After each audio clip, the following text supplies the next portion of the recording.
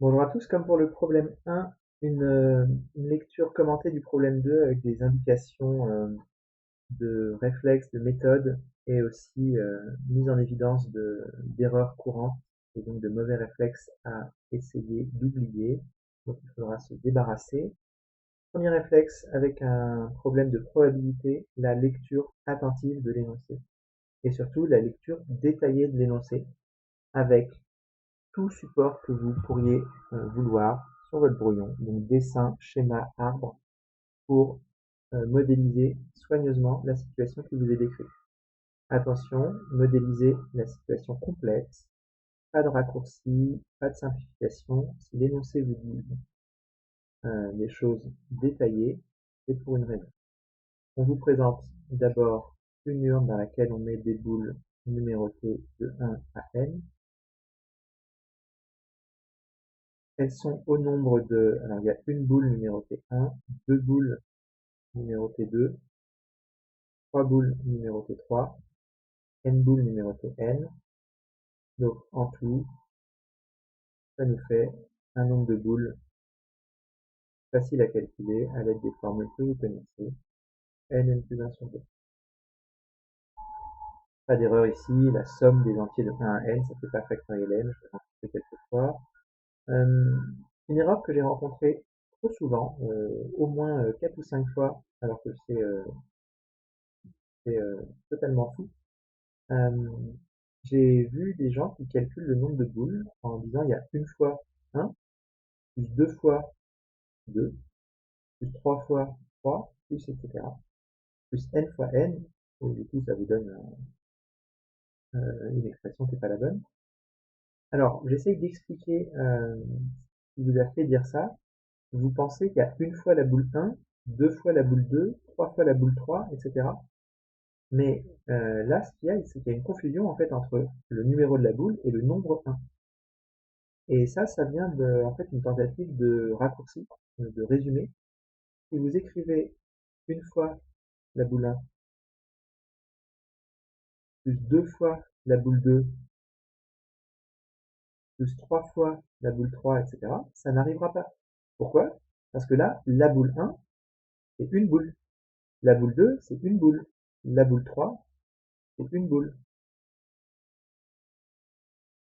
Et donc, si vous calculez combien ça en fait, ça fait une fois 1, plus 2 fois 1, plus 3 fois 1, et vous allez retomber sur exactement la bonne formule. Voilà, donc, peu importe en fait la raison de cette erreur-là, mais il faut vraiment réussir à mettre le doigt dessus pour ne pas confondre quel est le numéro d'une boule et le nombre de boules. Alors, ce qui peut aider aussi, c'est de ne pas faire la faute d'orthographe que je rencontre trop souvent. Nombre de boules sans S. Ça, le nombre de boules, c'est le nombre du paquet des boules que je regarde. Donc si vous oubliez les S au pluriel, en dénombrement et en probabilité, c'est absolument dramatique. Et je suis persuadé que passer le dramatisme orthographique, ça vous fait aussi faire des grosses erreurs mathématiques du style de celle-ci ou d'autres. Donc voilà, soyez soigneux et en fait, quand vous écrivez quelque chose, que ce soit en français ou en mathématiques, il faut que vous soyez au courant si c'est un truc ou si c'est plusieurs trucs. Et c'est ça qui vous fait mettre un S au pluriel en français. Et c'est ça qui vous fait compter une fois ou compter plusieurs fois les choses.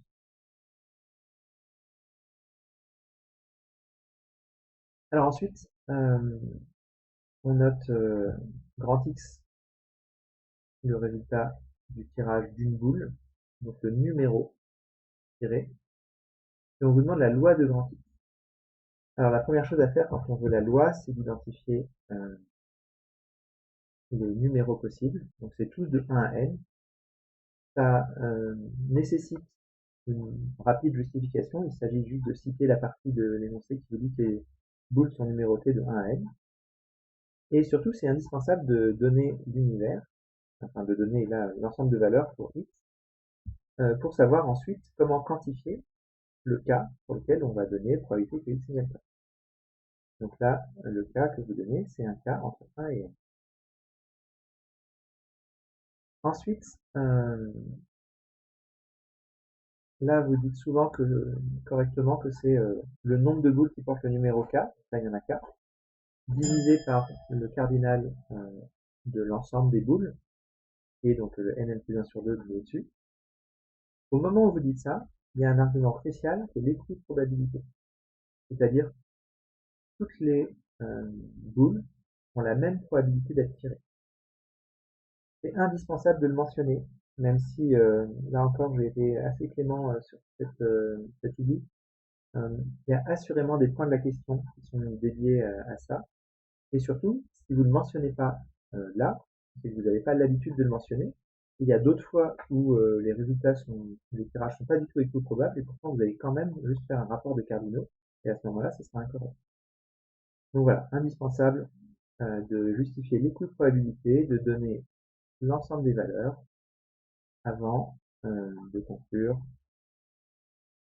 à la formule pour la loi.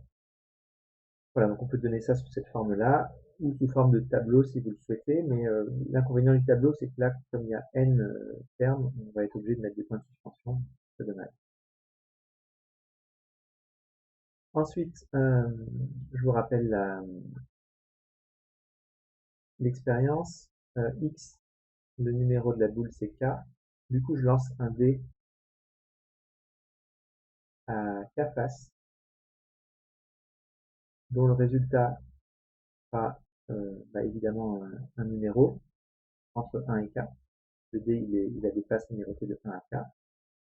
Et dans ce cas-là, j'ai un gain que j'appelle G qui est J-1. Alors l'énoncé distingue le cas K égale 1, mais en fait on pourrait aussi le voir comme ça. Un K égale 1, je lance un dé à une face, donc un dé qui tombe toujours sur 1. Donc j'obtiens forcément 1, et du coup je gagne forcément 0, ce qui revient en fait à dire que j'ai perdu. Donc voilà, ça résume bien la situation.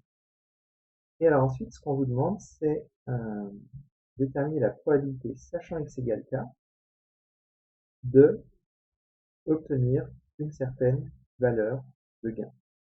Donc ça, c'est précisé dans l'énoncé, c'est pour tout k entre 1 et n, et pour tout g parmi toutes les valeurs possibles, là on est gentil, on vous les donne, l'ensemble des valeurs possibles pour grand G, c'est entre 0 et n-1.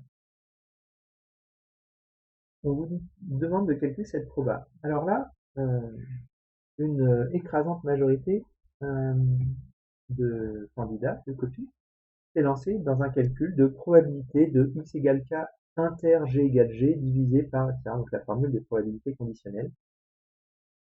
Et, ensuite, je vais même l'écrire. Et ensuite, ça a donné des choses soit n'aboutissant pas, soit fausses. Alors, parmi les choses fausses, j'ai lu ici cette intersection-là, ça va devenir un produit de proba. Et en plus, certains, soit ici ou même plus tard, ont eu le front de justifier ça en disant parce que les événements sont indépendants. Si, je vous assure. Alors, pour transformer une intersection en produit de probabilité, il faut l'indépendance. Et pour avoir l'indépendance, il y a quelque chose d'important, c'est qu'il faut avoir l'indépendance. Et vous ne pouvez pas juste dire qu'il y a indépendance et ça va justifier vos calculs. S'il n'y a pas indépendance, on ne peut pas invoquer l'indépendance. Et là, bien sûr que les résultats, enfin bien sûr que les événements qui parlent de G et qui parlent de X sont pas du tout indépendants. Parce que le résultat de X me dit avec quel dé je vais jouer. Donc quand X fait 3, G ne peut pas faire 4. Ni 3 d'ailleurs, ni 5, ni 6. Alors que quand X fait 12, G peut très bien faire 4, 5, 6. Donc bien sûr que les résultats de X et les résultats de G sont totalement interdépendants. Donc il n'y a pas du tout indépendance et donc c'est totalement inenvisageable de remplacer par un produit. Et alors en fait c'est aussi pas le moment de remplacer par l'intersection. En tout cas c'est pas le moment de penser à cette formule-là, parce qu'en fait si l'énoncé commence par vous poser cette question-là, c'est parce que c'est beaucoup plus facile de faire le calcul directement sous l'hypothèse d'avoir obtenu K, quelle est la probabilité d'obtenir G pour le gain. Pourquoi? Parce que le résultat du dé vous dit le résultat de la boule vous dit avec quel dé on joue, et donc vous donne une manière facile de modéliser G.